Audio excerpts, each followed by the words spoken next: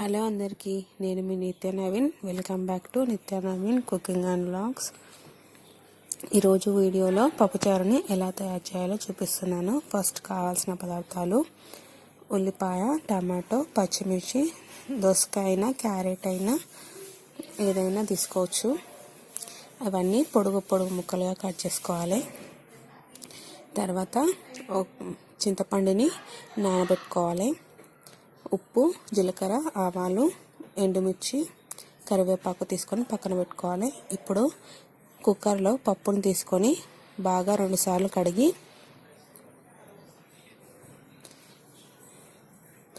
దాంట్లో కొంచెం వాటర్ వేసుకొని ఒక 1/2 స్పూన్ పసుపు వేసుకోవాలి. దాంట్లో తగినంత వాటర్ వేసుకొని 1/2 స్పూన్ పసుపు వేసుకొని 2 విజిల్స్ పెట్టాలి. పప్పు మెత్తగా ఉడకబెట్టుకోవాలి. అప్పుడే పప్పుచారు చిక్కగా మంచిగా వస్తుంది. ఒక 2 విజిల్స్ అయినా 3 విజిల్స్ అయినా పెట్టాలి.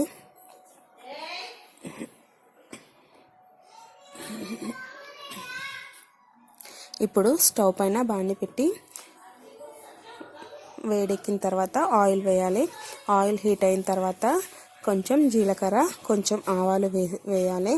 అవి వేగిన తర్వాత దీంట్లో ఎండుమిర్చి వేయాలి. ఫస్ట్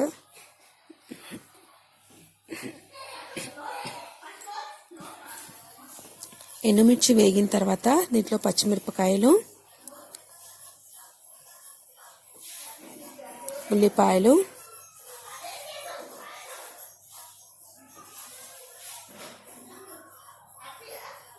వేగనివ్వాలి. ఇవన్నీ ఒకదాని తర్వాత ఒకటి వేసుకోవాలి.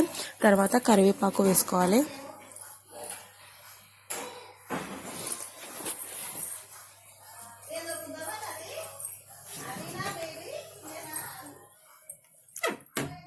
తర్వాత దీంట్లో దోసకాయ ముక్కలు వేసుకోవాలి. దోసకాయ బదులు మనం క్యారెట్ అయినా వేసుకోవచ్చు, సొరకాయనైనా వేసుకోవచ్చు, ఏదైనా వేసుకోవచ్చు.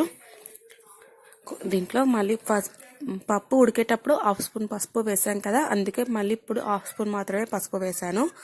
ఇప్పుడు ఇవన్నీ 2 మినిట్స్ మగ్గిన తర్వాత దీంట్లో టమాటాలు కట్ చేసి పెట్టుకున్న టమాటా ముక్కలు వేసుకొని ఒకసారి బాగా కలుపుకొని మూత పెట్టేసుకోవాలి.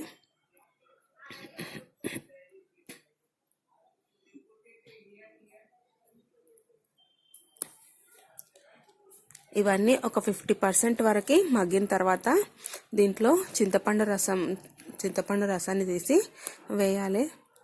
1 కప్పు వరకు పడుతుంది చింతపండు రసం. తర్వాత టేస్ట్కి తగినంత ఉప్పు వేసి ఒకసారి బాగా కలుపుకోవాలి. ఇవన్నీ ఒక 5 మినిట్స్ అట్లా మరగనివ్వాలి.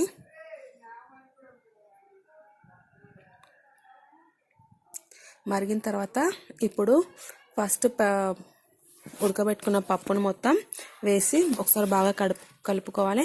పప్పు ఎలా ఉండాలంటే ఇలా మొత్తము మెత్తగా అయి ఉండాలి. పప్పు మెత్తగా ఉడికితేనే పప్పుచారు మంచిగా చిక్కగా వస్తుంది, టేస్ట్ బాగుంటుంది. ఇదంతా బాగా మసలాలి. ఒక 5 మినిట్స్ వరకు మసలాలి. ఇప్పుడు చిక్కగా అనిపించినట్లయితే దీంట్లో కొంచెం తగినంత వాటర్ వేసుకొని ఒకసారి బాగా కలుపుకొని మన దగ్గర కొత్తిమీర ఉంటే కొత్తిమీర కొంచెం తుంచుకొని వేసుకోవాలి.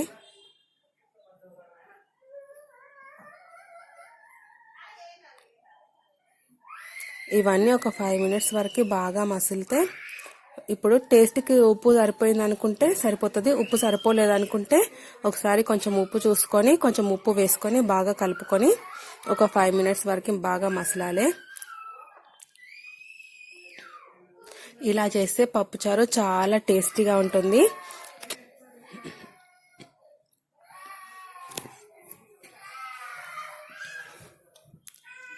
కొత్తిమీర ఉంటే కొత్తిమీర వేసుకొని మసలనివ్వండి. అంతే, సింపుల్గా ఎంతో టేస్టీగా పప్పుచారు రెడీ.